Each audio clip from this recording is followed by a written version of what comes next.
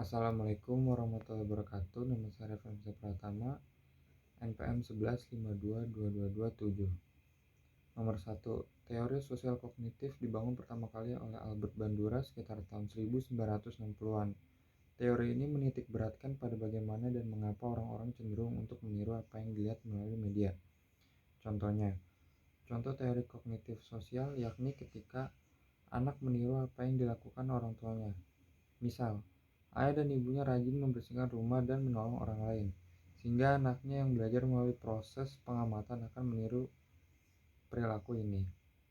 Nomor 2. Dalam buku yang diterbitkan oleh Kohler yang berjudul The Mentality of Apes, yang memuat tentang eksperimentasinya salah satunya mengenai simpanse. Jadi dalam eksperimennya, Kohler mengamati bagaimana simpanse menyelesaikan masalah pertama. Seekor simpanse harus menemukan solusi untuk meraih seiris pisang yang diletakkan di sisi luar kandang. Dalam studinya, ada problem tongkat, dan seekor kera harus menggunakan tongkat panjang untuk mencapai seiris pisang.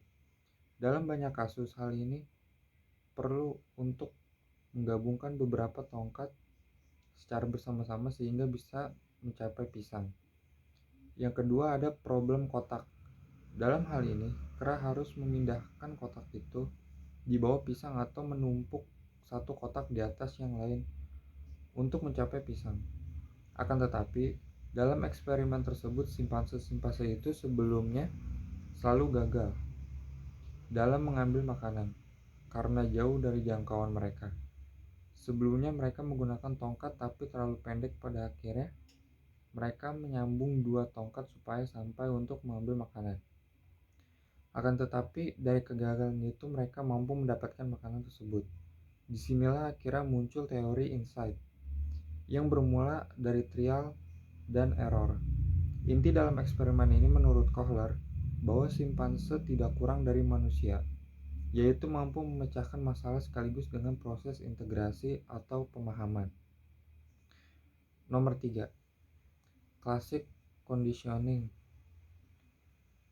atau pengkondisian atau persyaratan klasik adalah proses ditemukan oleh Pavlov melalui percobaannya terhadap anjing, di mana perangsang asli dan netral dipasangkan dengan stimulus bersyarat secara berulang-ulang sehingga memunculkan reaksi yang diinginkan. Ia menemukan bahwa ia dapat menggunakan stimulus netral seperti sebuah nada atau sinar untuk membentuk perilaku atau respon. Eksperimen-eksperimen yang dilakukan Pavlov dan ahli lain tampak sangat terpengaruh pandangan behaviorisme, di mana gejala-gejala kejiwaan seseorang dilihat dari perilakunya.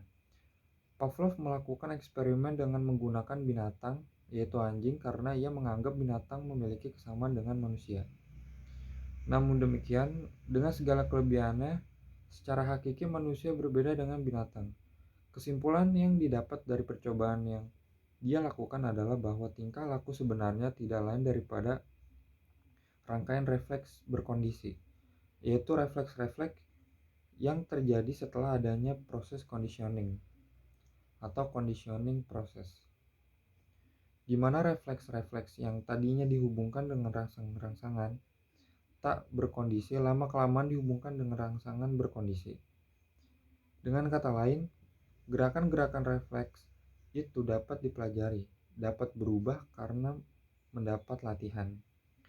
Dari eksperimen yang dilakukan Pavlov terhadap seekor anjing juga menghasilkan hukum-hukum belajar. Di antaranya yang pertama adalah Law of Respondent Conditioning, yakni hukum pembiasaan yang dituntut jika dua macam stimulus dihadirkan secara simultan, yang salah satunya berfungsi sebagai reinforcer, maka refleks dan stimulus lainnya akan meningkat. Yang kedua adalah Law of Respondent Extinction, yakni hukum pemusnahan yang dituntut.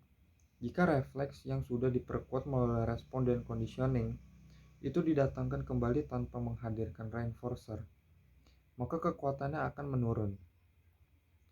Demikianlah, maka menurut teori conditioning, belajar itu adalah suatu proses perubahan yang terjadi karena adanya syarat-syarat atau condition yang kemudian menimbulkan reaksi atau respon. Nomor 4. Operant conditioning adalah suatu metode pembelajaran menggunakan reward atau hadiah dan punishment atau hukuman sebagai konsekuensi perilaku. Teori ini dikembangkan oleh Skinner dan sering juga disebut teori Skinner maupun instrumental conditioning. Operant conditioning adalah suatu metode pembelajaran yang menggunakan hadiah dan hukuman sebagai konsekuensi dari sebuah perilaku.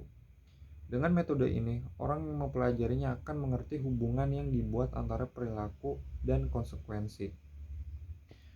Contoh dari operant conditioning bisa dipraktikkan dalam kehidupan sehari-hari, baik untuk diri sendiri, anak, maupun orang lain. Contoh dari reward adalah yang pertama, seorang guru yang memberi reward atau pujian kepada muridnya yang rajin dalam belajar dan mendapat nilai bagus. Dan yang kedua adalah contoh punishment, yaitu ketika seorang guru yang memberi hukuman atau sanksi karena seorang murid sering datang terlambat ataupun yang sering mencontek.